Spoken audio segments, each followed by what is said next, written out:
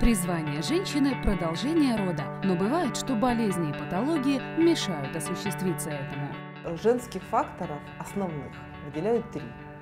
Это гормональный фактор или нарушение овуляции, того процесса, который не дает правильно созревать яйцеклетки. Это трубный фактор, который приводит к нарушению проходимости труб. И на третьем месте, но тоже очень важно, у нас маточный фактор. Специалисты клиники ИСИДа, медицинские эксперты по вопросам женского здоровья и материнства предупреждают.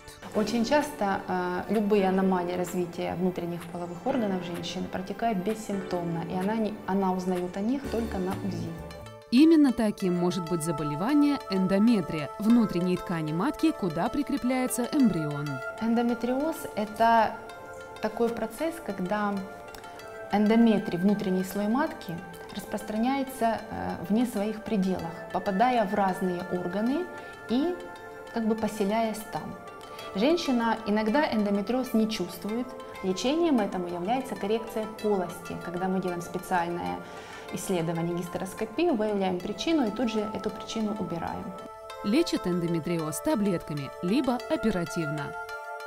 Матка состоит из эндометрия и мышцы, ее может поразить миома. Это доброкачественное заболевание, когда на матке образуется узел, который может иметь самые разные размеры и по-разному располагаться, мешая имплантации малыша. То есть мы лечим либо полость матки, либо заходим через животик и удаляем эту миому. И только после этого женщина может идти в беременность.